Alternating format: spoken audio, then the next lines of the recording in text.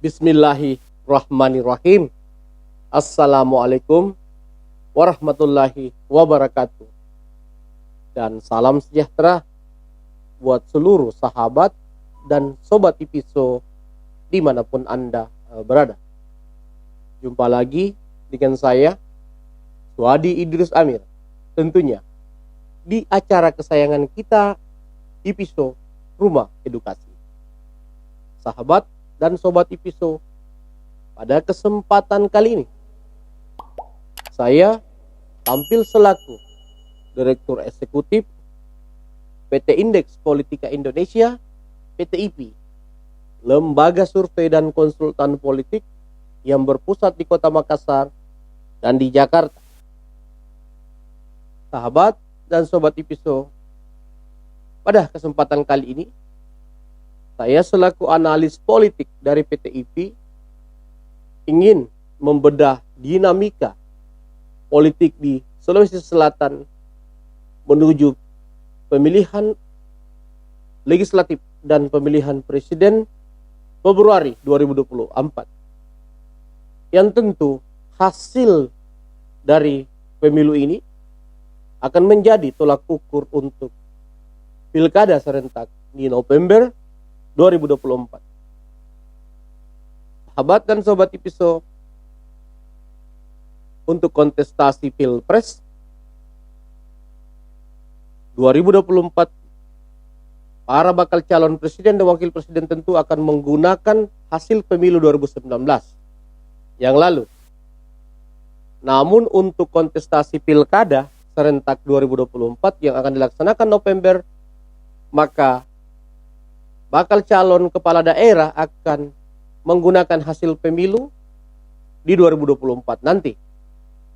Artinya, Pileg 2024 ini akan menjadi perhatian khusus untuk para elit-elit politik daerah, terkhusus elit-elit politik di Sulawesi Selatan, karena ini menjadi langkah awal untuk menatap pilkada serentak November 2024.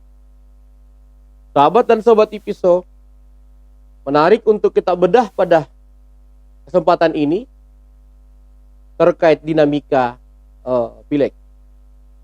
Kita tahu semua bahwa Golkar yang selama ini selalu perkasa di Sulawesi Selatan, bahkan selama ini sejak era Orde Baru sampai era reformasi, Golkar tak terkalahkan di Sulawesi Selatan. Selalu menjadi pemenang pemilu dalam kontestasi 5 tahunan di Sulawesi Selatan. Namun walaupun Golkar masih menjadi pemenang, tapi perolehan kursinya terus meredup, terus mengalami penurunan yang signifikan. 2014 kemarin Golkar masih mendapatkan 18 kursi di Pileg 2014 lalu. Namun di 2019 yang lalu Golkar tinggal mendapatkan 13 kursi. Artinya dia kehilangan 5 kursi, dari 18 menjadi 13, berarti dia kehilangan 5 kursi. Apa yang membuat seperti itu, sahabat dan sobat Ipiso?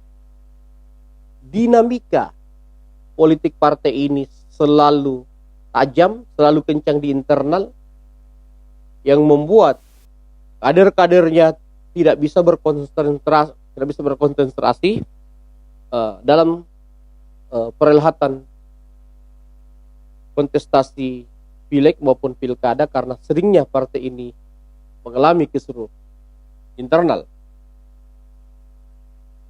Selain itu, munculnya partai-partai kuat yang memiliki pola gerakan yang mirip dengan Golkar, yang partai ini lahir dari rahim partai Golkar itu sendiri. Misalnya Partai Gerindra dan Partai Nasdem. Kedua partai ini didirikan oleh 2 kader atau mantan kader senior Golkar, Bapak Prabowo Subianto dan Bapak Surya Paloh. Perlahan-lahan partai ini karena keteguhan Bapak Prabowo Subianto dan Bapak Surya Paloh mampu bersaing dengan Golkar di Sulawesi Selatan. Bahkan secara nasional pun Gerindra ini itu sudah setingkat kekuatannya dengan Golkar. Nasdem pun sudah berusaha mengejar secara nasional untuk bisa menempel bahkan melewati partai Golkar. Kalau dilihat dari persiapan-persiapannya. Menarik, khusus kita Sulsel membahas seperti apa Gerindra, Nasdem, apakah di pemilu 2024 ini dia akan mampu melewati Golkar atau Golkar akan mengalami kekalahan di Pileg 2024. Karena biasanya kalau partai mengalami tren menurun itu yang bahaya. Golkar harus lebih kreatif, lebih mempersolid kerja-kerja politiknya untuk bisa kembali merebut kantong-kantong suara partai Golkar yang hilang di 2019 lalu, yang beralih ke partai Nasdem dan partai-partai yang seideologi dengan partai Golkar, sahabat dan sobat tipis. Dari 18 turun ke 13, saya pikir itu adalah sebuah prestasi yang sangat buruk di 2019 lalu, dan ini harus dicermati dengan sangat serius oleh partai Golkar. Apalagi saat ini partai Golkar masih mengalami kisru-kisru internal yang membuat partai ini akan disibukkan untuk mengurus persoalan-persoalan internal di partainya, sementara Gerindra, Nasdem dan PDIP dan partai-partai lainnya lari kencang menuju 2024. Gerindra, partai yang sangat diuntungkan menurut kajian kami di PTIP karena disebabkan beberapa hal. Pertama, dia memiliki sosok seorang Prabowo Subianto yang masih sangat berpotensi untuk maju sebagai bakal calon presiden di 2024. Artinya, ada tokoh yang memiliki power yang bisa mendongkrak popularitas, akseptabilitas dan elektabilitas partai Gerindra baik secara nasional maupun berefek ke Sulawesi Selatan.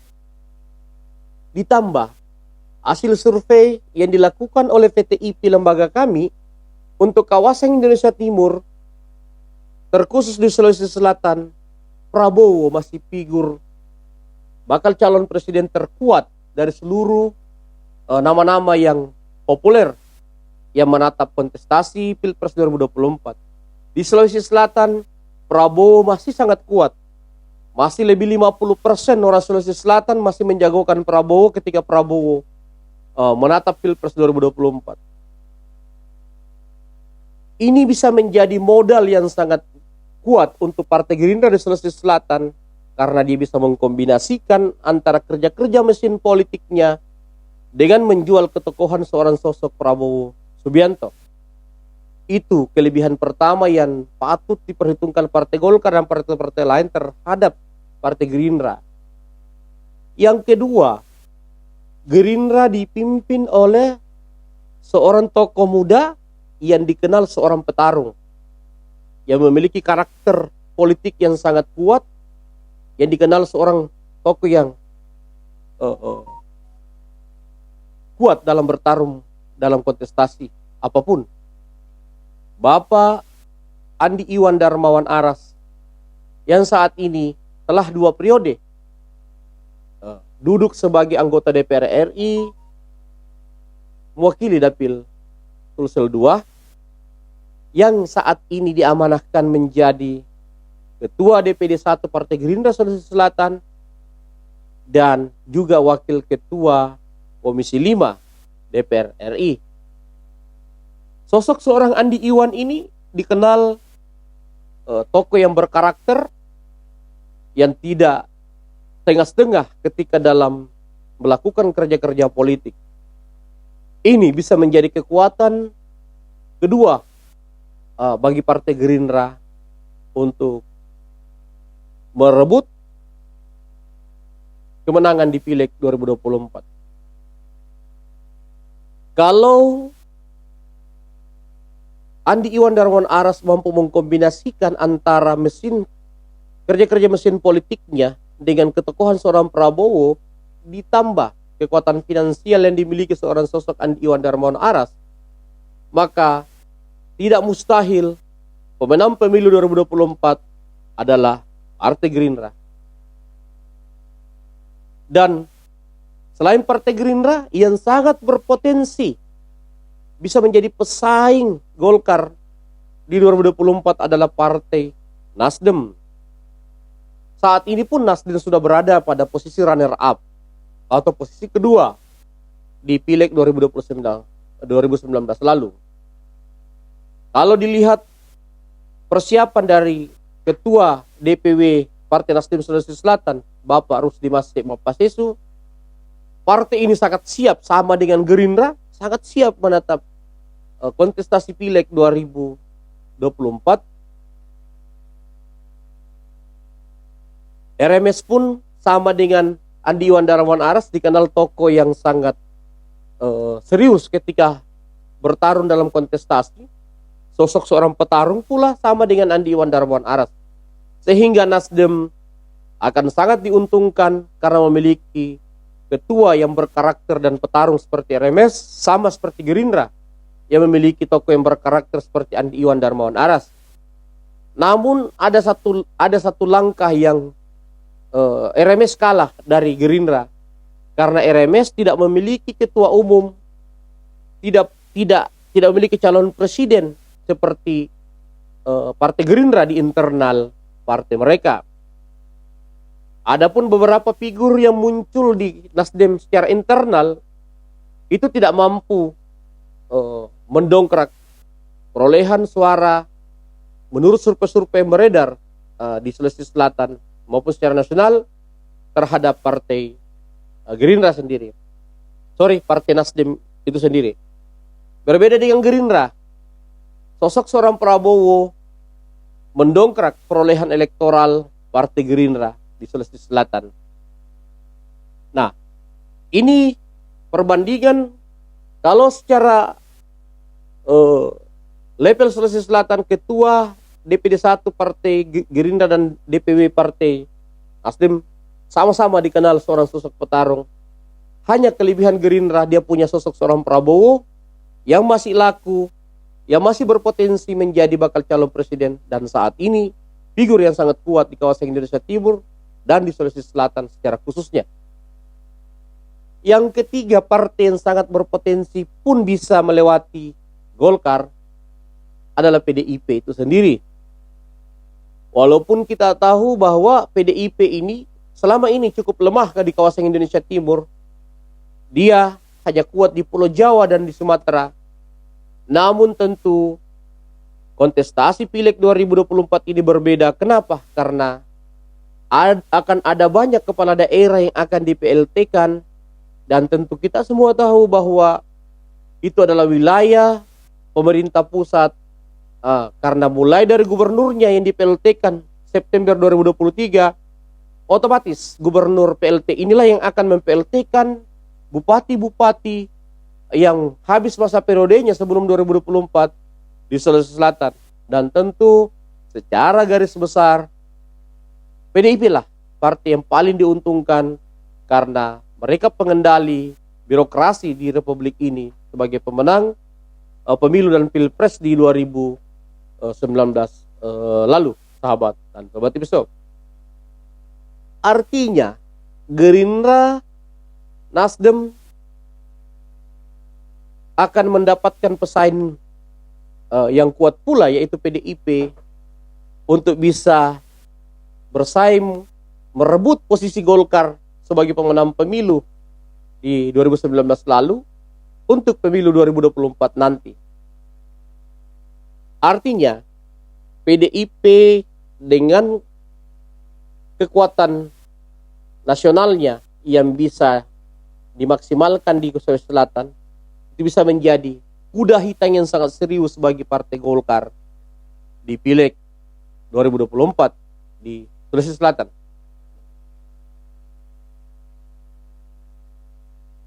Partai-partai lain seperti Demokrat P3, PAN, maupun partai-partai seperti PKB dan partai-partai lainnya pun tidak bisa dipandang sebelah mata. Namun menurut kajian kami di PTIP, yang paling berpotensi untuk bisa melewati Golkar di kontestasi Pileg 2024 adalah Gerindra, Nasdem, dan PDIP yang paling siap, yang paling memenuhi persyaratan-persyaratan untuk bisa bersaing dengan Golkar, berebut kemenangan di Pileg 2024 nanti, sahabat dan sobat episode. Faktor kedua yang mungkin sangat bisa mempengaruhi kontestasi Pileg di Sulawesi Selatan 2024 adalah peta koalisi pusat yang mungkin akan mempengaruhi Sulsel. Jika isu yang beredar selama ini bahwa koalisi Gerindra dan PDIP itu akan terjadi di pusat, dalam hal ini menghadirkan dua tokoh yang sangat populer, yaitu Prabowo Subianto dan Ganjar Pranowo, maka tentu ini akan sangat menguntungkan Partai Gerindra dan PDIP di Sulawesi Selatan ketika betul Prabowo dan Ganjar ini bersatu dalam peta koalisi yang mereka akan bangun secara nasional, dan tentu ini akan menguntungkan PDIP dan Gerindra di Sulawesi Selatan karena efek elektoralnya pasti akan sangat besar untuk Partai Gerindra dan PDIP di Sulawesi Selatan kalau Prabowo Subianto berkoalisi dengan PDIP dan tokoh dari PDIP dimunculkan adalah seorang sosok Ganjar Pranowo, sahabat dan sobat episode dimanapun Anda berada. Begitupun dengan Nasdem. Nasdem digadang-gadang dan populer, disebut-sebut akan mengusung seorang Anies Baswedan. Jika Nasdem mampu menasdemkan seorang Anies, dalam arti kata menjadikan Anies sebagai kadernya, maka tentu Nasdem pun akan ikut terbantu di Sulawesi Selatan. Karena biar bagaimanapun saat ini Anies adalah tokoh yang saat ini mendapatkan dukungan dan pengaruh di Sulawesi Selatan yang cukup kuat selain Prabowo dan Ganjar itu sendiri. Di Sulawesi Selatan ini dalam peta survei IP, tiga figur inilah yang menguasai suara-suara kantong-kantong suara di Sulawesi Selatan. Bahkan tokoh-tokoh asli Sulawesi Selatan pun perlahan-lahan redup karena ketokohan tiga tokoh ini, yaitu Prabowo Subianto yang paling populer di Sulawesi Selatan, kemudian Anies Baswedan yang kedua, dan Ganjar Pranowo yang ketiga. Ketiga tokoh ini menenggelamkan sosok seorang Amran Sulaiman dalam kontestasi dalam kontestasi Pilpres. Nama Amran Sulaiman perlahan-lahan redup di Sulawesi Selatan, juga sosok seorang Syahrul Yassin Limpo karena kalah pamor dari Prabowo, Anies, dan Ganjar yang lebih dilirik oleh masyarakat Sulawesi Selatan menurut survei-survei yang beredar. Kemudian yang kedua yang bisa menjadi kekuatan tambahan dari Gerindra adalah sosok seorang Sandiaga Salahuddin Uno, wakil ketua umumnya di Partai Gerindra ini. Sandi pun yang digadang-gadang adalah bakal calon wakil presiden yang kuat. Bahkan beredar kabar ketika Prabowo pada akhirnya harus mengalah, dalam arti kata harus merelakan kepada generasi muda pada Pilpres 2024, maka Sandilah figur yang paling berpotensi dipersiapkan Gerindra untuk berkoalisi dengan PDIP ataupun partai-partai lain seperti PKB dalam kontestasi Pilpres. Dan Sandi pun ketika dipersiapkan juga adalah tokoh yang sangat populer di Indonesia Timur, terutama di Sulawesi Selatan. Sandi di Sulawesi Selatan lebih kuat dari Anies, lebih kuat dari Ganjar dari segi ketokohan di Sulawesi Selatan. Dia hanya di bawah Prabowo Subianto kalau dari segi ketokohan di Sulawesi Selatan. Artinya Gerindra memiliki dua tokoh yang sangat populer yang bisa mendongkrak Partai Gerindra, yaitu Prabowo dan Sandi, sahabat dan sobat episode. Berbeda dengan Golkar, sampai hari ini jangankan untuk mempengaruhi Sulawesi Selatan, secara nasional pun Erlangga belum terlihat mampu menjadi sosok yang bisa mendongkrak elektoral Partai Golkar untuk dijual sebagai bakal calon presiden dari Partai Golkar maupun sebagai bakal calon wakil presiden. Artinya sosok seorang Erlangga Hartarto ini tidak mampu bersaing dengan Prabowo, Ganjar, Anies maupun Sandi dalam mempengaruhi partai-partai mereka atau partai-partai yang dekat dengan mereka untuk mendongkrak elektoral partai di Sulawesi Selatan, sahabat dan sobat episode.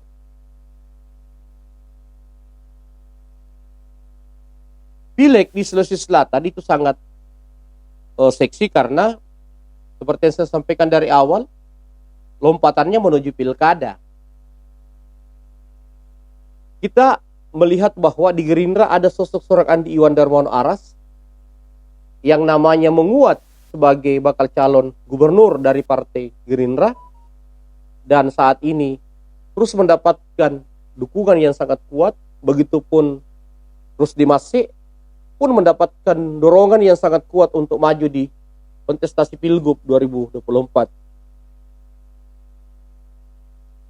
Di Golkar sendiri ada Topan Pawe, ada Ilham Arief Sirajuddin. Ilham yang baru kembali ke Golkar, belum terlihat pengaruhnya untuk Partai Golkar.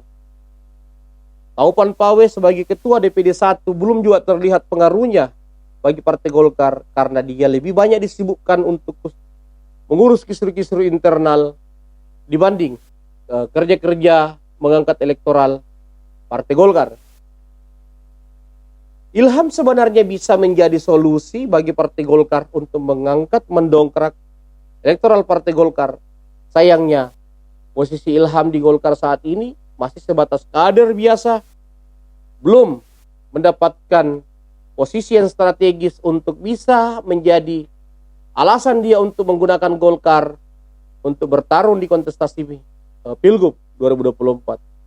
Kondisi seperti ini menguntungkan Nasdem dan Gerindra itu sendiri karena ketua DPD satunya itu sosok yang kuat, memiliki modal pos politik yang kuat dan bisa dipastikan tidak memiliki pesaing-pesaing yang mampu mengganggu mereka untuk menggunakan partainya di kontestasi Pilkada November 2024.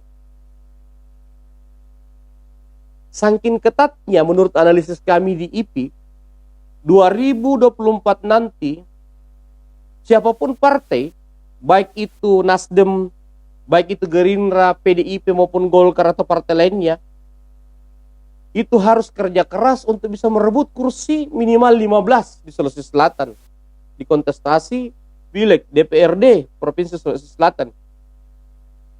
Indikatornya jelas. Golkar saat ini sebagai pemenang pemilu dengan 13 kursi. Nasdem runner up dengan 12 kursi. Gerindra urutan ketiga dengan 11 kursi. Kemudian Demokrat urutan keempat dengan 10 kursi. Dan PKS urutan kelima dengan 9 kursi. Artinya 2024 nanti siapa yang bisa merebut 15 kursi, maka itu adalah partai yang sangat luar biasa kerja-kerja politiknya. Dan jika dilihat persiapan dari Partai Gerindra, maka Gerindra ini salah satu partai yang sangat potensi bisa menjadi pemenang pemilu di Sulawesi Selatan, dalam arti kata memiliki potensi untuk bisa mengejar 15 kursi. Kemudian yang kedua adalah Nasdem, dan yang ketiga adalah PDIP, selain Golkar sendiri yang saat ini sudah memiliki 13 kursi. Golkar sendiri menurut kajian kami, jika mampu mempertahankan 13 kursi ini, itu sangat luar biasa.